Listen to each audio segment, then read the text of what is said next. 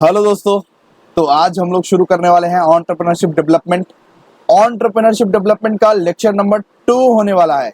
Already हमने lecture number 1 record कर दिया है बहुत ही बेहतरीन तरीके से। अगर तुमने अभी तक नहीं देखा है तो पाप लगेगा, जाके जल्दी से देख लो ताकि तुमको लेक्चर नंबर 2 समझ में आए। ठीक है, तो चैप्टर है इंट्रोडक्शन, वही वाला चैप्टर है। चैप्टर का नाम ही है इंट्रोडक्शन। तो उसका लेक्चर नंबर 2 आज इस पर्टिकुलर वीडियो में होने जा रहा है। सबसे पहले बात तो ये कि अगर आप लोगों ने अभी तक सेमेस्टर 1 के फ्री क्लासेस को ज्वाइन नहीं किया है तो किस चीज का वेट कर रहे हो। तो बीकॉम सेमेस्टर 1 के फ्री क्लासेस को ज्वाइन करने के लिए आप लोगों को करने पड़ेंगे 6 स्टेप्स को फॉलो। वो 6 स्टेप्स को फॉलो आप कैसे कर सकते हो? सबसे पहले तो डिस्क्रिप्शन बॉक्स में यहाँ पे लिखा होगा 6 स्टेप्स, मतलब कि 6 स्टेप्स आपको डिस्क्रिप्शन बॉक्स में मिल सकते हैं या तो कमेंट सेक्शन में मिल सकते हैं। वो 6 स्टेप्स को फॉलो कर लो और आ जाओ हमारे फ्री क्लासेस में, जहां पे ऑलमोस्ट सारे के सारे सब्जेक्ट हम लोग बीकॉम के पढ़ा रहे हैं। सबसे बड़ा बात ये कि कौन कौन ज्वाइन हो सकते हैं, किस यूनिवर्सिटी के इंसान लोग ज्वाइन हो सकते हैं। आप सभी के सभी यूनिवर्सिटी के इंसान लोग ज्वाइन हो सकते हैं। जिनका भी यहाँ पे बीकॉम है वो सारे के सारे ज्वाइन हो सकते हैं, कोई दिक्कत नहीं है। एंटरप्रेन्योरशिप डेवलपमेंट कौन कौन पढ़ सकते हैं, किसके लिए एप्लीकेबल है एंटरप्रेन्योरशिप डेवलपमेंट? जिनका भी सब्जेक्ट में एंटरप्रेन्योरशिप डेवलपमेंट है वो सब पढ़ सकते हैं। ओके, सबके लिए एप्लीकेबल है ये सब्जेक्ट। ये सब्जेक्ट एकदम कंटेंट सेम है, चाहे कोई भी स्टेट से तुम रहते हो, चाहे कोई भी यूनिवर्सिटी से हो, एंटरप्रेन्योरशिप डेवलपमेंट तुम्हारे लिए सेम ही रहेगा। चलिए ज्यादा देरी ना करते हुए अभी हम लोग लेक्चर नंबर 2 स्टार्ट करते हैं। आज हम लोग क्या पढ़ने वाले हैं वो आप खुद ही देख लीजिए। आज हम लोग सबसे पहला टॉपिक पढ़ने वाले हैं फैक्टर्स अफेक्टिंग एंटरप्रेन्योर ग्रोथ। मतलब एक एंटरप्रेन्योर के लाइफ में, एक एंटरप्रेन्योर के जीवन में क्या क्या बाधाएं आती है, वो बाधाओं को हम लोग पढ़ने वाले हैं। बाधा मतलब समझते हो ना, ऑब्स्टेकल्स, क्या क्या ऑब्स्टेकल्स आते हैं, क्या क्या मुसीबतों का सामना करना पड़ता है एक एंटरप्रेन्योर को। आप लोगों को ये लेक्चर्स बहुत अच्छे से देखना पड़ेगा, बिकॉज ये लेक्चर्स थोड़े से मोटिवेशन भी प्रोवाइड करता है। फ्यूचर में अगर आप लोग बिजनेस खोलोगे ना तो आप लोगों के लिए भी ये सब जानना बहुत जरूरी है। तो क्या क्या बाधाएं आती है एक एंटरप्रेन्योर के जीवन में, इस आज ये टॉपिक पर हम लोग चर्चा करने वाले हैं। तो सबसे पहला जो बाधा आती है वो आती है इकोनॉमिक फैक्टर। इकोनॉमिक फैक्टर मतलब कि पैसों की तंगी। पैसों के वजह से मैं एंटरप्रेन्योरशिप नहीं कर पा रहा हूं, पैसों की वजह से मैं ग्रो नहीं कर पा रहा हूं मार्केट में, पैसों की वजह से मैं ग्रो नहीं कर पा रहा हूं। सबसे बड़ा रुपया ना। तो एक एक करके पॉइंट पढ़ते हैं। इकोनॉमिक फैक्टर में क्या क्या ऐसे प्रॉब्लम्स आते हैं जिनके वजह से एंटरप्रेन्योर लोग मुसीबत में पड़ते हैं, ग्रो नहीं कर पाते हैं बेचारे। सबसे बड़ा factor non availability of capital. अगर मान लो कैपिटल नहीं रहा तो एक एंटरप्रेन्योर रिसर्च कैसे करेगा?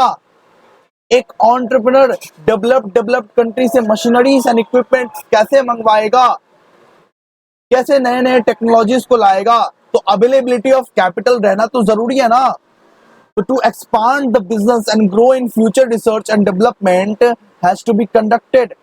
To conduct a research, either equipment have to be purchased or get exported from developed country। मतलब कि इक्विपमेंट को डेवलप्ड कंट्री से परचेज करना पड़ता है या तो एक्सपोर्ट करना पड़ता है, और इन सब चीजों के लिए बहुत ज्यादा पैसा चाहिए और वो पैसे एंटरप्रेन्योर लोगों के पास नहीं रहते हैं। इसी के वजह से इनका जो ग्रोथ है वो रुक जाता है, वो नहीं हो पाता है। ठीक है, चलिए नेक्स्ट पॉइंट देखते हैं। Non availability of quality raw material and finished goods. मान लीजिए आपका रॉ मटेरियल ही लो क्वालिटी का है। रॉ मटेरियल, जो लोग हड़बड़ा के आए हैं वो लोग प्लीज इस वीडियो से चले जाएं, बिकॉज हम लोग धीरे धीरे सीखेंगे और एकदम कंसेप्ट को एकदम अपने माथे पे उतार लेंगे ताकि ज्यादा हमको लर्न ना करना पड़े। ओके, और बहुत ही बेहतरीन तरीके से पढ़ना है हम लोग को। रॉ मटेरियल यहाँ पे अगर मान लीजिए लो क्वालिटी का रहा, रॉ मटेरियल अगर लो क्वालिटी का रहा तो फिनिश्ड गुड कैसे बनेगा? भैया सबसे पहले तो मेरे को फिनिश्ड गुड्स का मतलब ही नहीं पता आज तक। रॉ मटेरियल मान लीजिए मिल्क है, ओके, और फिनिश्ड गुड्स मान लीजिए आप लोग स्वीट है। स्वीट मतलब जानते हैं ना, वो नहीं स्वीटी स्वीटी गर्ल, बेवकूफ लोग, वो नहीं। स्वीट मतलब मिठाई। तो सिंपल सा बात है कि अगर दूध सड़ा हुआ रहेगा, अगर मिल्क सड़ा हुआ रहेगा तो मिठाई कैसा बनेगा? सड़ा हुआ ही बनेगा। तो फिनिश्ड गुड भी तो लो क्वालिटी का ही बन जाएगा ना। अगर आपका रॉ मटेरियल ही, अगर आपका मटेरियल ही एकदम लो क्वालिटी भद्दा क्वालिटी का है, तो आपका फिनिश्ड गुड क्या बनेगा? लो क्वालिटी का। और अगर एक एंटरप्रेन्योर लो क्वालिटी का चीज बनाता है, अगर एक एंटरप्रेन्योर क्वालिटी के साथ कॉम्प्रोमाइज करता है, शुरुआती फेज में उसके पास तो कस्टमर्स आएंगे ही नहीं ना। सिंपल सा बात है, कस्टमर्स आएंगे ही नहीं, कस्टमर्स है ही नहीं। तो इसी की वजह से उनका ग्रोथ रुक जाता है। ठीक है, समझे ना बात? इसी की वजह से इसका क्या होता है? ग्रोथ रुक जाता है बाबू। और एक बार ग्रोथ रुक गया तो भाई एंटरप्रेन्योर लोग नहीं उठ सकते। ओके, मुश्किल होता है उन लोगों को सरवाइव कर पाना, मार्केट में मुश्किल होता है। इसके बाद वाला देखिए point, lack of adequate basic facility. उनके पास बेसिक फैसिलिटी नहीं रहती है। मेन एंटरप्रेन्योर्स लोगों के पास, जिनके पास सोचने की बहुत शक्ति है। हमारे इंडिया में क्या होता है, एंटरप्रेन्योर लोग बहुत ज्यादा काबिल है, बहुत ज्यादा इंटेलिजेंट है दोस्तों। आप लोग भी इंटेलिजेंट बन सकते हो, लेकिन मेन बात है कि आपके पास अगर बेसिक फैसिलिटीज नहीं रहा तो क्या आप ज्यादा ग्रो कर पाओगे? आप खुद से बताइए तो, क्या आप ग्रो कर पाओगे? नहीं ना। आपके पास पावर का दिक्कत रहा, मतलब इलेक्ट्रिसिटी नहीं है, पावर फैसिलिटीज नहीं है आपके पास, इरिगेशनल फैसिलिटी नहीं है, लेटेस्ट टेक्नोलॉजी आपके पास नहीं है, ट्रांसपोर्ट नहीं है, कम्युनिकेशन नहीं है, तो आप लोग क्या ग्रो कर पाओगे? बताइए तो। नहीं भैया, ग्रो तो हम लोग नहीं कर पाएंगे। अच्छा भैया, ये वाला जो नोट्स है, ये जो नोट्स से आप पढ़ा रहे हो, ये नोट्स आपको हमको कहाँ मिल जाएंगे? ये नोट्स आपको बेटा मिलेंगे टेलीग्राम चैनल पर। या तो आप लोग टेलीग्राम चैनल पर ज्वाइन कर जाइए, या तो आप लोग व्हाट्सएप ग्रुप में ज्वाइन कर जाइए। ठीक है, विद इन 24 आवर्स आप लोगों को ये नोट्स मिल जाएंगे। इसके बाद वाला देखते हैं, greater risk involve in the business. मतलब कि बहुत बड़े बड़े रिस्क और भी इन्वॉल्व रहते हैं, जैसे कि सीजनल फ्लक्चुएशंस की वजह से मार्केट में डिमांड नहीं रहता है। जैसे गर्मी की सीजन में क्या कोई स्वेटर डिमांड करेगा? एक एंटरप्रेन्योर मान लीजिए स्वेटर बेच रहा है, अलग तरीके का स्वेटर बेच रहा है, उसको ही तो बोलते हैं एंटरप्रेन्योर। अलग अलग तरीके का स्वेटर है, लेकिन वो क्या गर्मी के सीजन में बिकेगा? नहीं भैया, स्वेटर कैसे गर्मी के सीजन में बिक सकता है? तो इसी के वजह से यहाँ पे उनका डिमांड जो होता है, स्वेटर का जो डिमांड होता है गर्मी के सीजन में, वो कम हो जाता है। सिंपल सा बात है, seasonal fluctuation. Instability in the domestic and foreign economic policies, मतलब कि डोमेस्टिक और फॉरेन इकोनॉमिक पॉलिसीज में अगर इंस्टेबल हो गया, अगर वो ट्रेड एकदम इंस्टेबल हो गया, उसके वजह से भी यहाँ पे रिस्क है। An entrepreneur can not make correct estimate, मतलब कि एंटरप्रेन्योर लोग को थोड़ा सा यंग रहता है ना, ज्यादा मार्केट का एक्सपीरियंस नहीं हुआ रहता है। यंग एक मतलब 1-2 साल जस्ट बिजनेस किया हुआ रहा है, तो ये लोग ना ज्यादा एस्टिमेट नहीं कर पाता। ये लोग करेक्ट एस्टिमेट नहीं कर पाता। एस्टिमेट मतलब समझते हैं आप लोग? प्रेडिक्शन। ये लोग ये नहीं बता पाता कि मार्केट में क्या होने वाला है 5 साल बाद, मतलब प्रेडिक्ट नहीं कर पाता ये लोग। ठीक है, तो एस्टिमेशन उन लोगों का ज्यादा अच्छा नहीं रहता। ओके, इसके बाद देखिए last point, non availability of the skilled labour. Skilled labour in लोगों के पास नहीं रहता, एंटरप्रेन्योर लोगों के पास स्किल्ड लेबर नहीं रहता, बिकॉज ये लोग तो बहुत कम वेजेस देते हैं। मतलब कि ये लोग लेस वेजेस देते हैं कि नहीं? लेस वेजेस में कैसा लेबर मिलेगा इनको? भैया लो क्वालिटी लेबर। जैसा पैसा दोगे वैसे ही काम होगा ना।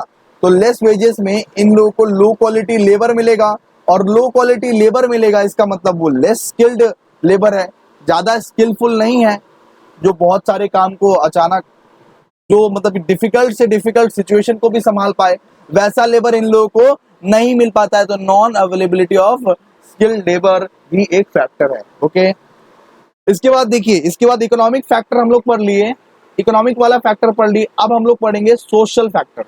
क्या पढ़ेंगे बाबू? Social factors. तो सोशल फैक्टर्स में, सोशल फैक्टर्स की वजह से कभी कभी एक एंटरप्रेन्योरशिप का एक एंटरप्रेन्योर का ग्रोथ जो है ना रुक जाता है। अब बताते हैं एक एक करके। सबसे पहले तो social system. The social system exist in the loyalty effect the growth of a entrepreneurship in a country. If there is a joint family, अगर आपके घर में जॉइंट फैमिली है, then one member of the family will not share his wealth with the other member of the family. ठीक है, the entrepreneurship can not be developed. तो एक joint family में एंटरप्रेन्योरशिप करना बहुत ज्यादा मुश्किल है। एक जॉइंट फैमिली में बिजनेस करना बहुत ज्यादा मुश्किल है। ओके, तो अगर आपको फीड करने के लिए बहुत ज्यादा जन डिपेंडेंट है आप पे, आपका फैमिली थोड़ा सा बड़ा है, तो आप लोगों को रोका जाता है कि भाई तू नौकरी वोकरी कर, तू बिजनेस मत कर, बिकॉज बिजनेस के लिए पैसे नहीं है किसी के पास। ओके, होता है ना ऐसा, मिडिल क्लास आदमी लोग जॉब ही करता है ना। जॉब क्यों करता है? क्योंकि उनके पास बिजनेस करने के लिए पैसे नहीं है, सिंपल सा बात है। इसके बाद देखिए, इसके बाद कस्टम्स एंड ट्रेडिशंस, मतलब कि ट्रेडिशंस में हम लोग को चला आ रहा है। In few cases customs and tradition play dominant in the production decisions rather than critically assessing the facts. तो कस्टम एंड ट्रेडिशंस में भी यहाँ पे डोमिनेंट रोल निभाने की कोशिश की गई है। ओके, इसके बाद सोशल सेटअप्स। सोशल सेटअप्स मतलब हम लोग पढ़ते हैं, in some society very less important in providing towards education, training, research and more importance is given caste considerations। मतलब हमारे सोसाइटी में आज भी एजुकेशन को ज्यादा प्रायोरिटी नहीं दिया जाता है। ट्रेनिंग, रिसर्च एक्सेट्रा, एजुकेशन मतलब पढ़ाई लिखाई का इंपॉर्टेंस आज भी हमारे कंट्री में बहुत ऐसे इलाके हैं जहाँ पे नहीं है, और जहाँ पे सिर्फ कास्ट कास्ट खेला जाता है कि ये है छोटा जाति, ये है बड़ा जाति। छोटा जाति लोग नहीं पढ़ेगा, बड़ा जाति लोग पढ़ेगा। तो इस तरह से ये सब सारा चीज होता है। इसके वजह से कोई एंटरप्रेन्योर्स उभर के नहीं आ रहा है हमारे कंट्री में। हमारे कंट्री में तो भैया टैलेंट बहुत ज्यादा है, लेकिन ये जातिवाद कर करके हम लोग ने क्या किया, टैलेंट को एकदम हटा दिया। ओके, इसके बाद मतलब कि होता है ना कि लड़कियां नहीं पढ़ सकती, लड़के पढ़ सकते हैं। क्यों भाई? लड़कियां ज्यादा होशियार रहती है लड़के से। तो लड़कियां तो ऑफ कोर्स पढ़ ही सकती है। अगर लड़कियां भी पढ़ेगी और लड़कियां भी एकदम एजुकेट होंगी, ये ट्रेंड होंगी, तो वो क्या करेगी, वो भी बहुत अच्छा से एंटरप्रेन्योर बन सकती है ना। इसके बाद rationality of the society. Rationality of the society मतलब देख लो, in under developed country most of the society and non rational societies which is not suitable for the entrepreneurial growth. मतलब बहुत सारे ऐसे ऐसे सोसाइटी हैं अभी भी, बहुत सारे ऐसे ऐसे इलाके हैं अभी भी जो रैशनल नहीं है एंटरप्रेन्योर करने के लिए, जो सुटेबल नहीं है एंटरप्रेन्योरशिप करने के लिए। ठीक है, छोटे छोटे इलाके हैं, बड़े बड़े इलाके नहीं है। चलिए, अब हम लोग पढ़ेंगे पर्सनैलिटी फैक्टर। पर्सनैलिटी फैक्टर देख लीजिए, in under developed countries the entrepreneur are looked up as a profit makers and exploiters of the resources and people, this causing problem for the growth of the entrepreneurs. मतलब developed country में क्या होता है, under developed country में क्या होता है, profit maker and exploiters of the resources. मतलब अंडर डेवलप्ड कंट्री में, यहाँ पे पढ़िए, यहाँ पे देखिए, अंडर डेवलप्ड कंट्री में क्या होता है कि बहुत सारे प्रॉफिट मेकर्स है ना। प्रॉफिट मेकर्स मतलब कौन? प्रॉफिट मेकर्स मतलब भैया एंटरप्रेन्योर्स। सिंपल सा बात है, एंटरप्रेन्योर्स। एंटरप्रेन्योर्स, बहुत सारे एंटरप्रेन्योर्स क्या करते हैं, रिसोर्सेस का वेस्ट करते हैं। जो नेचुरल रिसोर्सेस है ना, उसका वेस्ट करते हैं। नेचुरल रिसोर्सेस का वेस्ट करते हैं। इसके वजह से ये भी एक बाधा बन जाती है उनकी ग्रोथ का। अगर आप लोग रिसोर्सेस का वेस्ट करोगे, एक एंटरप्रेन्योर बन के नेचुरल रिसोर्सेस का वेस्ट करोगे, तो गवर्नमेंट आपको कितना दिन तक काम करने देगा, है ना। कभी ना कभी तो टांग अड़ाएगा ही। इसके बाद देखिए, साइकोलॉजिकल फैक्टर्स और सोशियोलॉजिकल फैक्टर्स, मतलब हमारे साइकोलॉजी पे भी डिपेंड करता है। बहुत जन क्या सोचता है, बहुत जन सोचता है नहीं नहीं भाई, जॉब सबसे मस्त है। ओके, साइकोलॉजिकल फैक्टर्स भी डिपेंड करता है on the basis of the motives even. ये थ्री काइंड्स ऑफ एंटरप्रेन्योर्स रहते हैं, मतलब बहुत सारे एंटरप्रेन्योर्स रहते हैं, अपने अपने दिमाग वाले एंटरप्रेन्योर्स रहते हैं। सबसे पहले तो chief motive of managing entrepreneurs is security. Chief motive of innovating entrepreneurs is excitement. बहुत जन इसको एक्साइटमेंट लेते हैं, बहुत जन इसको सिक्योरिटी में लेते हैं, और बहुत जन इसको पावर एंड अथॉरिटी में लेते हैं। तो डिफरेंट डिफरेंट सोचने का तरीका है। और बहुत जन तो एंटरप्रेन्योर बनते भी नहीं है, बहुत जन बोलते हैं नहीं नहीं हमको बिजनेस नहीं करना, हमको जॉब करना है। सिंपल सा बात है, क्योंकि बिजनेस में बहुत रिस्क है ना। इसके बाद आप लोग देख लीजिए कल्चरल फैक्टर। कल्चरल फैक्टर क्या होता है, देखिए, if the cultural factors prevailing in the country does not attach great values to the business talent. अगर आप लोग एंटरप्रेन्योर फ्यूचर में बन गए लेकिन सिखा नहीं पाए कुछ सोसाइटी को कुछ आप लोग सिखा नहीं पाए, तो वो एक बैरियर बन जाता है, ठीक है। People may not prefer to start up a new venture this entrepreneurs is not developed. अगर एक एंटरप्रेन्योर बन गया और उसके लीडरशिप को देख के दूसरे को डिमोटिवेशन आ गया, दूसरे आदमी को डिमोटिवेशन आ गया, तो वही है कल्चरल फैक्टर। सिंपल सा बात है। चलिए अब हम लोग एंटरप्रेन्योरशिप का मीनिंग समझते हैं। एंटरप्रेन्योरशिप क्या होता है, एंटरप्रेन्योरशिप का मीनिंग समझेंगे। देखिए, the entrepreneur is defined as someone who has the ability and desire to establish, administer, and succeed in a startup venture along with the risk entitled to it to make profit। मतलब कि entrepreneur क्या होता है, जो हमेशा Dzire रखता है और एबिलिटी रखता है कि मैं एक बिजनेस को बिल्ड करूंगा, मैं एक बिजनेस को स्टैब्लिश करूंगा, और एक स्टार्टअप बनाता है। एक क्या बनाता है, स्टार्टअप बनाता है along with the risk.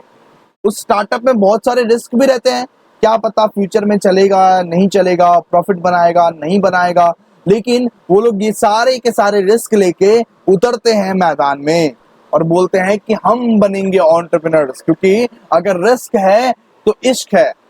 Harshad Mehta वाला देखे हो तुम, रिस्क है तो इश्क है। इसका मतलब कि अगर जितना लॉस होने का संभावना है उतना ही तो प्रॉफिट होने का भी संभावना है, तो ये लोग अपना बेस्ट देते हैं। ओके, तो इसका मतलब यही है।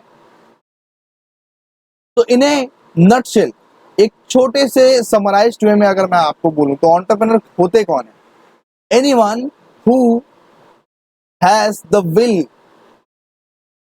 To start a new company. तो हमेशा एक विल चाहिए होता है, एक हमें मार्केट में हिम्मत चाहिए होता है एक स्टार्ट करने के लिए, कंपनी को स्टार्ट करने के लिए। वो हिम्मत कौन दिखाता है, एंटरप्रेन्योर दिखाता है। सिंपल सा बात है, समझ गए होंगे आप लोग। चलिए आगे बढ़ते हैं। ये नोट्स कहाँ मिलेंगे, ये नोट्स आपको मिलेंगे हमारे टेलीग्राम चैनल पर। अब हम लोग पढ़ेंगे एंटरप्रेन्योर वर्सेस इंट्राप्रेन्योर। भैया ये क्या है, entrepreneur versus intrapreneur. Intrapreneur, okay, तो इसका सीधा सीधा हम लोग यहाँ पे ये पढ़ते हैं, डिफरेंस पढ़ते हैं। ये इंपॉर्टेंट है, एग्जाम के लिए आ सकता है। सबसे पहले तो एंटरप्रेन्योर का यहाँ पे मीनिंग पढ़ेंगे। एंटरप्रेन्योर क्या होता है, entrepreneur refers to a person who sets up his own business with a new idea और कंसेप्ट। एंटरप्रेन्योर कौन होता है, जो एक नया आइडिया और नया कंसेप्ट से बिजनेस करता है। भैया टैक्सी तो पहले से भी था, लेकिन ओला, उबर, ये सब क्या है, ये सब एंटरप्रेन्योरशिप है। ये एंटरप्रेन्योर ने खोजा है इसको। टैक्सी का कंसेप्ट तो पहले से भी था, लेकिन हमें क्या कभी ये पता था कि हम लोग फोन से बुकिंग करेंगे और टैक्सी हमारे घर के सामने हाजिर हो जाएगा। तो यही है ओला, और उबर भी इसको बोलते हैं। सिंपल सा बात है, जोमैटो, स्विगी, ये सब सारे चीज एंटरप्रेन्योरशिप से ही मुमकिन हो पाया ना। तो एंटरप्रेन्योर कौन होता है, जो एक बिजनेस करने के बारे में सोचता है और कुछ नया आइडिया लेके आता है, नया कंसेप्ट लेके आता है मार्केट में। लेकिन इसी जगह पे इंट्राप्रेन्योर कौन होता है, intrapreneur refers to employees of the organizations who is in charge of undertaking of innovation in product, service or process। मतलब कि जो एम्प्लॉयज इसी कंपनी में, जो इस ओला वाले कंपनी के जो एम्प्लॉयज है, वो अगर कुछ इनोवेशंस लेके आएंगे, वो अपना सर्विस जो प्रोवाइड करेंगे, वो प्रोसेस जो प्रोवाइड करेंगे, उससे उनको थोड़ा सा इनोवेशन मिलेगा, तो उस प्रोसेस को यहाँ पे बोलते हैं एंटरप्रेन्योर। मतलब कि एंटरप्रेन्योर वो पर्सन सेट करता है जो बिजनेस बना रहा है, लेकिन एंटरप्रेन्योर में काम किसका है? एम्प्लॉय का काम है, ठीक है। वो ऑर्गेनाइजेशंस का एम्प्लॉय बनाता है। जैसे कि ओला में जो एम्प्लॉय बैठे होंगे, वो जो कभी इनोवेशंस करेंगे, प्रोडक्ट में सर्विस करेंगे, प्रोसेस करेंगे, उसको हम लोग बोलेंगे एंटरप्रेन्योर, ठीक है। समझ में आपको आ गया? ठीक है। अप्रोच है इसका इंट्यूटिव और इसका है रेस्टोरेटिव। मतलब कि ये एक बार होता है और ये रिस्टोर किया जाता है। रिसोर्सेस आप लोग देख लीजिए, यूजर्स ओन रिसोर्सेस। एंटरप्रेन्योर में क्या होता है? Entrepreneur uses its own resources, मतलब अपना रिसोर्सेस ये लोग यूज करते हैं। और यहाँ पे users resources provided by the company, जो कंपनी रिसोर्सेस प्रोवाइड करती है उससे ये लोग इनोवेशन करते हैं। मतलब एंटरप्रेन्योर में तो यहाँ पे एम्प्लॉय आ जाता है ना, सिंपल सा बात है। एंटरप्रेन्योर में तो यहाँ पे एम्प्लॉय आ जाता है। तो एम्प्लॉय किसका रिसोर्सेस को यूज करेगा? एम्प्लॉय भैया कंपनी के रिसोर्सेस का यूज करेगा। लेकिन एंटरप्रेन्योर क्या करता है? खुद का रिसोर्सेस का यूज करता है, ठीक है। कैपिटल कैपिटल कौन रेस करता है? एंटरप्रेन्योर रेस करता है कैपिटल। और एंटरप्रेन्योर में क्या होता है? Financed by the company, company finance करती है, ठीक है। कंपनी एम्प्लॉय पे पैसा खर्चा करती है कि जाओ तुम इन्वेस्ट करो, जहां पर भी जो भी करना है करो, मैं तुम्हारे साथ। एंटरप्राइज न्यूली स्टैब्लिश्ड रहता है, ओके, एन एग्जिस्टिंग वन। मतलब कि ये टाटा के एम्प्लॉय भी यहाँ पे इनोवेट कर सकते हैं, ठीक है। रिलायंस के एम्प्लॉय भी यहाँ पे इनोवेट कर सकते हैं, रिलायंस के एम्प्लॉय भी यहाँ पे ग्रो कर सकते हैं, सिंपल सा बात है। लेकिन एंटरप्रेन्योर तो हमेशा न्यूली स्टैब्लिश ही रहते हैं ना, इसको ही तो एंटरप्रेन्योर बोलते हैं, जो नया नया आया हुआ है मार्केट में, जो नया चीज लेके आया हुआ है मार्केट में, ठीक है। समझ में आया आपको? चलिए, इसके बाद ये डिपेंडेंसी। तो एंटरप्रेन्योर रहता है आत्मनिर्भर, इंडिपेंडेंट, इनको और किसी का दरकार नहीं पड़ता। एंटरप्रेन्योर को किसी चीज का दरकार नहीं पड़ता, किसी का भी दरकार नहीं पड़ता। लेकिन एंटरप्रेन्योर मतलब एक एम्प्लॉइज हमेशा डिपेंड है ऑर्गेनाइजेशन पे। ऑर्गेनाइजेशन जैसा उसको रिसोर्सेज प्रोवाइड करेगा, उस हिसाब से वो काम करेगा। ऑर्गेनाइजेशन अगर उसको रिसोर्सेज प्रोवाइड नहीं किया तो उस हिसाब से वो काम नहीं करेगा, सिंपल सा बात है। तो ऑर्गेनाइजेशन को हमेशा उसका साथ देना पड़ेगा, ये डिपेंडेंट है। इसके बाद risk of the entrepreneurs, like entrepreneur लोग ना अपना रिस्क खुद ही बोन करता है, ओके। मतलब खुद का रिस्क खुद ही उठाएगा, किसी के ऊपर नहीं चपाएगा, ठीक है। लेकिन एंटरप्रेन्योर का रिस्क कौन लेता है? कंपनी लेता है एंटरप्रेन्योर का रिस्क। मतलब एंटरप्रेन्योर कल को अगर कोई गलती भी कर लिया, एम्प्लॉय कल को अगर गलती भी कर दिया, तो लायबल कौन होता है? कंपनी होता है लायबल। एम्प्लॉय अगर कोई गलती कर दिया तो लायबल कौन होता है? कंपनी होता है। इसके बाद देखिए, works for creating a leading position in the market. Leading position, market में लीडिंग पोजीशन करने के लिए, यहाँ पे लीडिंग पोजीशन बनाने के लिए यहाँ पे एंटरप्रेन्योर्स लोग मेहनत करते हैं, सिंपल सा बात है। और entrepreneur change and renew the existing organisational systems and culture. तो उसको बस चेंज करना है, उसको बस ऑर्गेनाइजेशन का सिस्टम्स को थोड़ा सा इनोवेट करना है, बदलना है, ओके। तो एंटरप्रेन्योर मतलब इन शॉर्ट आप लोग समझ लीजिए, जो एम्प्लॉइज लोग का जो ग्रुप होता है, एम्प्लॉइज लोग जो यहाँ पे इनोवेशंस करते हैं, सर्विस प्रोवाइड करते हैं, प्रोसेस प्रोवाइड करते हैं, उसको हम लोग बोल सकते हैं एंटरप्रेन्योर। और एंटरप्रेन्योर कौन होता है? एंटरप्रेन्योर वो एक पर्सन होता है जो बिजनेस सेट करता है विथ ए न्यू आइडिया और न्यू कंसेप्ट, सिंपल सा बात है, ठीक है। आप लोगों को बहुत अच्छी तरीके से समझ में आया होगा। चलिए, तो आज हम लोग ना बेसिकली इतना ही करेंगे। आप लोग अगर चाहते हैं कि रेगुलरली ये लेक्चर्स आए, तो सिंपल सा बात है, आप लोगों को प्यार दिखाना पड़ेगा, सपोर्ट दिखाना पड़ेगा, वीडियो को पूरा का पूरा देखना पड़ेगा। वीडियो को तुम एकदम नहीं देख रहे हो, एकदम नहीं, सीरियसली वीडियो को देखना आप लोग शुरू कीजिए, तभी ये सब सारी चीज आपका रेगुलरली आ पाएगा। ओके, बहुत मेहनत लग रही है ये सब सारे वीडियोस बनाने में। थैंक यू दोस्तों, मिलते हैं नेक्स्ट वीडियो में, तब तक के लिए बाय। चैनल को सब्सक्राइब करें, शेयर करें, लाइक करें।